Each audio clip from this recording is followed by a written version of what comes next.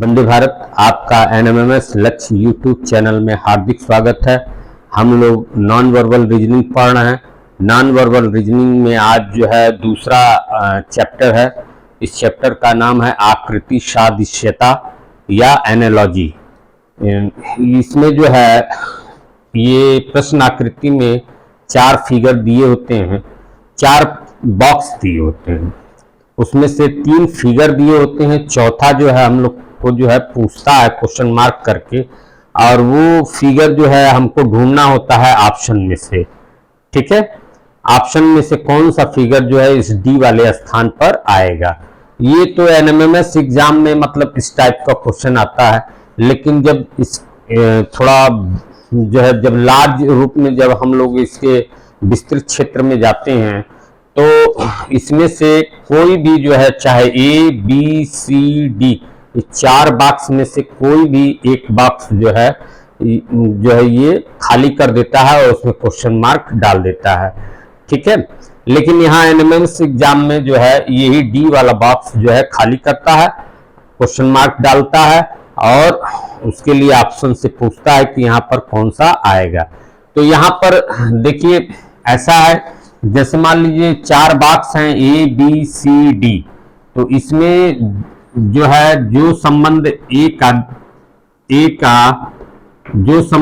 का बी से होता है वही संबंध जो है सी का डी से होता है। यानी हम देखेंगे कि जो फिगर बॉक्स ए में जो फिगर बना हुआ है उसका बी से क्या लॉजिकल संबंध है, उसमें परस्पर क्या संबंध है, इस चीज को हमको पहचानना होता है। जब हम इस चीज को पहचान लेते हैं तो वही संबंध जो है हम बॉक्स सी और डी में जो है रख करके विकल्प में से जो है डी वाले बॉक्स में कौन सा फिगर आएगा ये हम लोग जान लेते हैं। यही जो है आकृति सादृश्यता का प्रश्न इसी प्रकार का होता है, इसमें यही करना होता है। यानी विकल्प से हमें डी वाले स्थान पर फिगर को जो है सर्च करके लाना है। ठीक है, चलिए देखिए ये पहला क्वेश्चन जो है इसमें आप देखिए पहला क्वेश्चन है, ये प्रश्न आकृति है, 4 चित्र इसमें बने हुए, 3 चित्र बने हुए, 4 बॉक्स है। ठीक है, और यहाँ पर विकल्प में 4 बॉक्स में चारों में जो है चित्र बने हुए हैं। ठीक है, आकृतियां बनी हुई हैं। तो देखिए ये एक जो बॉक्स है इसमें एक वर्ग है, इस वर्ग में देखिए जो है ये वाला और ये वाला जो है कलर किया हुआ है, लाइनिंग से कट करके कलर किया हुआ है। फिर उसके बाद क्या हुआ है कि ये लाइनिंग जो है इधर चली गई है, यानी एंटी क्लॉकवाइज जो है वो 90 डिग्री आगे बढ़ गई है, यानी ये इसमें चला गया और ये इसमें चला गया। ठीक है, दूसरे वाले फिगर में यानी बी वाले में। फिर सी वाले में एक नई आकृति आ गई है, वो वृत्त आ गई है, और वृत्त में जो है ये आमने सामने की ये वाली जो है आकृति जो है इसमें व्हाइट की गई है। और इसी प्रकार से हमको जो है बताना है कि डी में कौन सी आकृति इन विकल्पों में से आएगी। तो आप ये देखिए कि ये पहले वाले में और दूसरे वाले में हमें संबंध खोजना है, रिलेशन जानना है। तो रिलेशन यही है कि ये एंटी क्लॉकवाइज 90 डिग्री पे जो है घूम गया है फिगर। ठीक है, और घूम जाने से ये जो है यहां पर पहुंच गया। ठीक है, और ये यहां पर आ गया। ठीक, इसी प्रकार से हमको सी और डी में भी करना है, यही लॉजिक लगाना है। अब इसको हम लोग जो है 90 डिग्री पे अगर घुमा दें तो यहां भी देखिए 4 भाग हैं, इस वृत्त के भी 4 भाग हैं, इस वर्ग के भी 4 भाग हैं। तो इस वृत्त के ये जो आमने सामने जो हम लोग कलर किए हुए हैं व्हाइट कलर, ये भाग करके यहां चला जाएगा और ये वाला भाग करके यहां चला जाएगा। ठीक है, यानी ये वाला जो है इसमें कलर में आ जाएगा और ये वाला कलर में, ये दोनों कलर में यहाँ पे आ जाएंगे। और ऐसा किसमें किसमें है तो आप देखिए इस तरीके का बना हुआ 3 वाला भी है, 4 वाला भी है और 1 वाला भी है। ठीक है, बस आपका 2 वाला नहीं है, तो यानी विकल्प नंबर 2 जो है पहले ही हम लोग इलिमिनेट कर दिए हैं। अब ये देखिए जब हमारे पास ऑप्शन 1, 3 और 4 तीनों मिल रहा है, तो फिर अब हमारे लिए जो है क्या चीज इसमें हम सोचे कि जिससे हमको सही ऑप्शन पता चल जाए।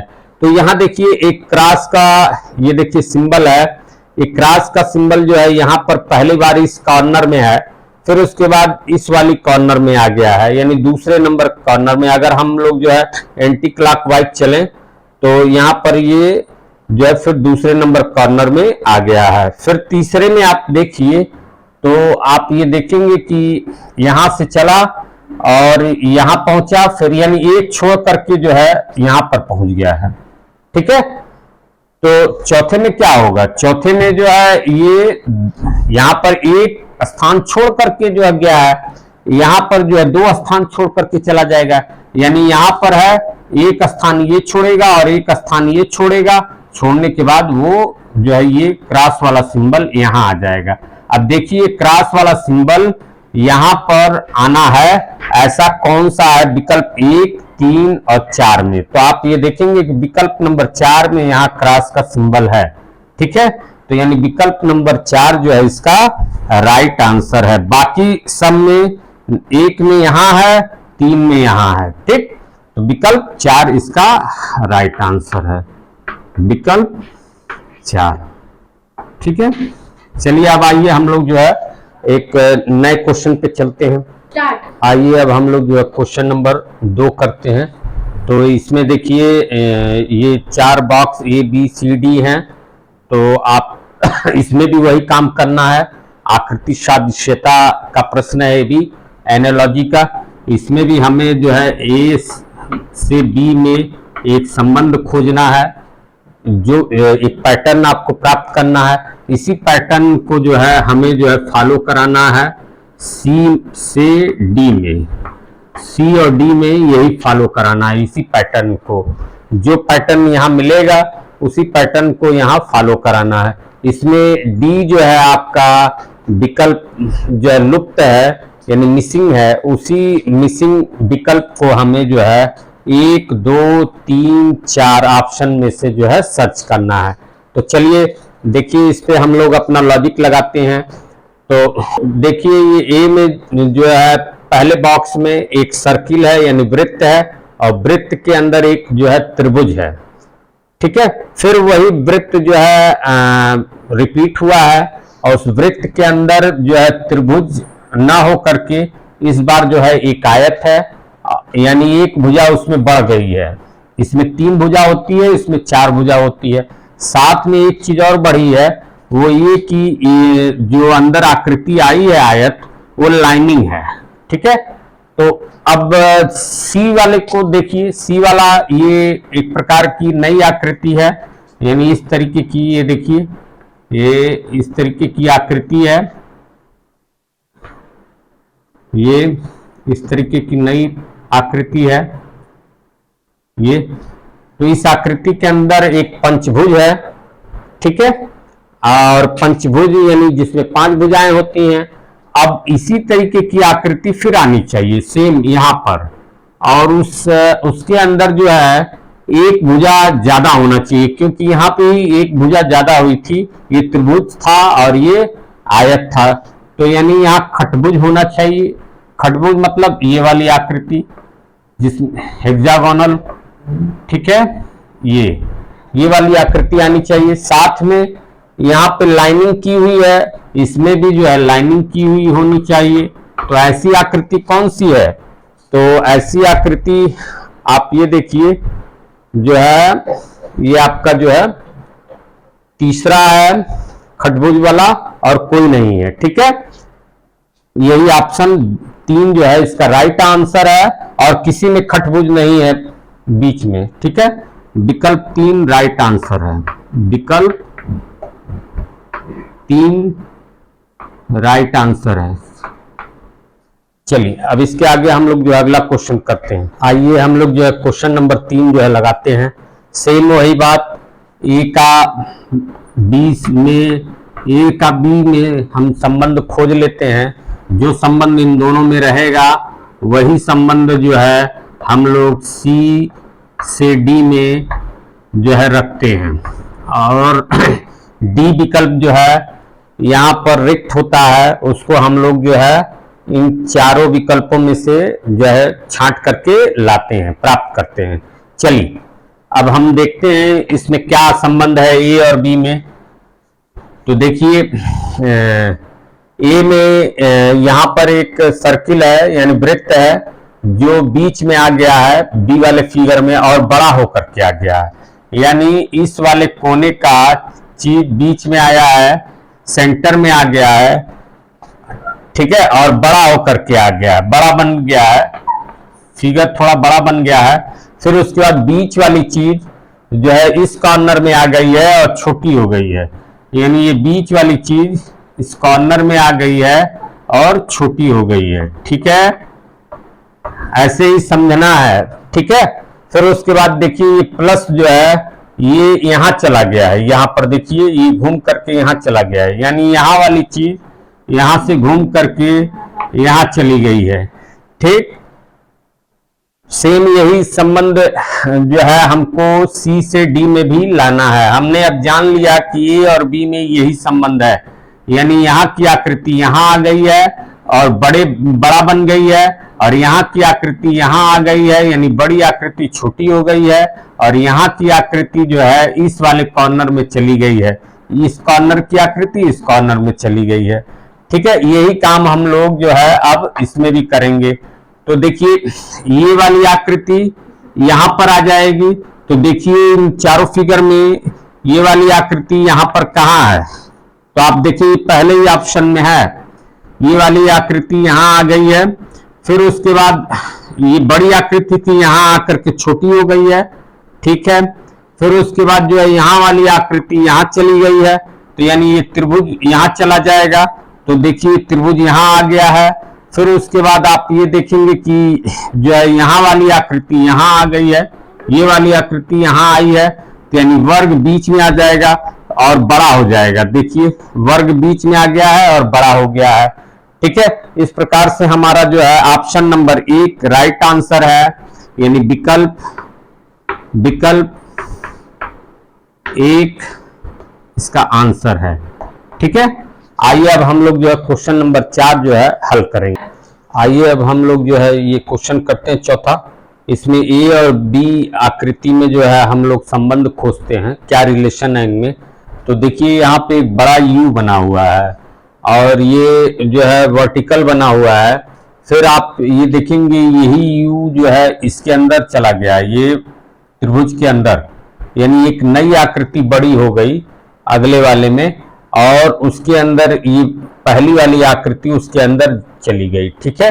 पहला तो ये रिलेशन है, यानी पहली आकृति दूसरे में छोटी हो गई और एक नई आकृति के अंदर चली गई। फिर उसके बाद ये भी आप देखेंगे कि रोटेशन हो रहा है। जो आकृति हमारी पहली थी वो पहले ऐसे ऊपर हॉरिजॉन्टल था, उसके बाद जो है ये ऐसे जाएगा तो 90 डिग्री हो जाएगा।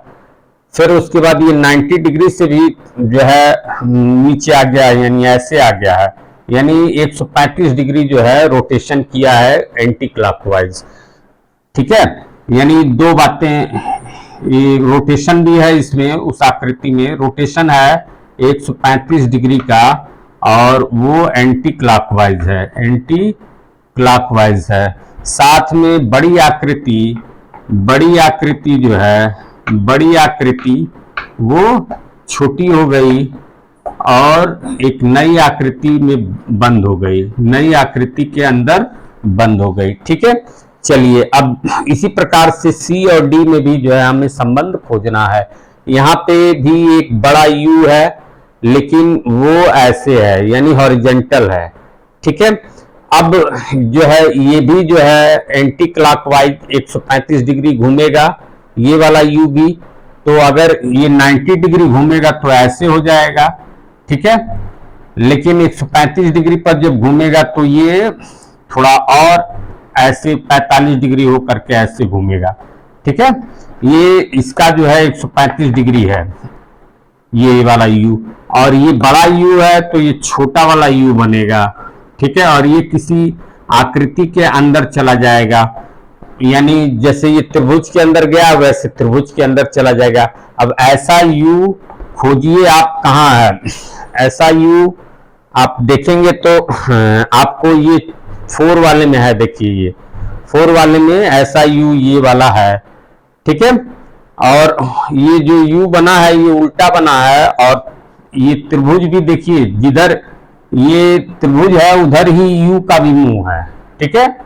तो इसी प्रकार से ये वाला त्रिभुज भी इसी तरफ है और इसका ये यू भी जो है उसी तरह है, सेम उसी डायरेक्शन में, देखिए, ठीक है। तो इसलिए ऑप्शन नंबर 4 जो है इसका राइट ऑप्शन है और यही आंसर है। तो विकल्प 4 इसका राइट आंसर है। ये जो है छोटी आकृति हो करके इस बड़े त्रिभुज के अंदर बंद हो गई है और जिधर त्रिभुज का नोक है उधर ही इसका जो है ऊपर वाला सिरा है, देखिए इसमें भी ऊपर वाला सिरा, यही नीचे वाले सिरे को हम लोग ऊपर वाला सिरा मान रहे हैं जो कर्वकार सिरा है, ठीक है।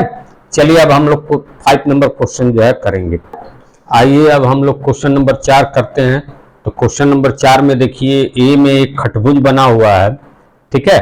अगले में आप देखेंगे बी में तो वही खटभुज है, लेकिन उस खटभुज के जो है मध्य बिंदु, जैसे मान लीजिए इस खटभुज का मध्य बिंदु ये, इस खटभुज का मध्य बिंदु ये, ये वाले लाइन का जो है मध्य बिंदु ये, इस वाले लाइन का मध्य बिंदु ये, इस वाले लाइन का मध्य बिंदु ये। तो इनके सामने जो है ये आकृति बनी हुई है गोली टाइप सफेद कलर की। तो इन आकृतियों को आपस में मिलाती हुई रेखाएं खींची गई हैं, ठीक है। इसी प्रकार से आगे जो सी में आकृति आई है एक काइट आकृति आई है, पतंग जैसी आकृति आई हुई है, ठीक है। फिर उसके बाद इनके भी मध्य बिंदु होंगे। मध्य बिंदु मान लीजिए इसके यहाँ है और इसका यहाँ होगा और इसका यहाँ होगा और इसका यहाँ होगा। इनको मिलाती हुई रेखाएं आप खींच दीजिए, यही आकृति इसमें आएगी, ठीक है। और ये वाली आकृति कहाँ है, ये देखिए ऑप्शन नंबर 2 में है, ठीक है। ऑप्शन नंबर 2 इसका जो है राइट ऑप्शन होगा, ठीक है। यानी विकल्प इसका विकल्प 2 इसका आंसर है, राइट ऑप्शन है, ठीक है। कोई दिक्कत? तो इस प्रकार से जो है ये 5वां क्वेश्चन था, ठीक है। तो इस प्रकार से मैंने इस वीडियो में आप लोगों को कुल 5 क्वेश्चन बताए हैं, क्योंकि फिगर बनाने में थोड़ा समय लगता है तो इस वजह से प्रश्नों की संख्या कम ही रही इस वीडियो में। और इन 5 प्रश्नों से आपको आइडिया हो गया होगा कि जो है एनालॉजी यानी एनालॉजी के जो है क्वेश्चन किस प्रकार से हल किए जाते हैं, आकृति सादृश्यता के प्रश्न किस प्रकार से आपको हल करने हैं, ठीक है। प्रैक्टिस करते रहिए, आपका परसों एग्जाम होगा। आप लोग जो है मेरी जो है शुभकामनाएं हैं आप लोगों को कि आप लोग जो है अच्छे नंबर से जो है नंबर पावें और मेरिट में स्थान बनावें और अपना स्कॉलरशिप प्राप्त करके अपनी आगे की पढ़ाई, हायर एजुकेशन की पढ़ाई जो है आप लोग जो है करें, ठीक है।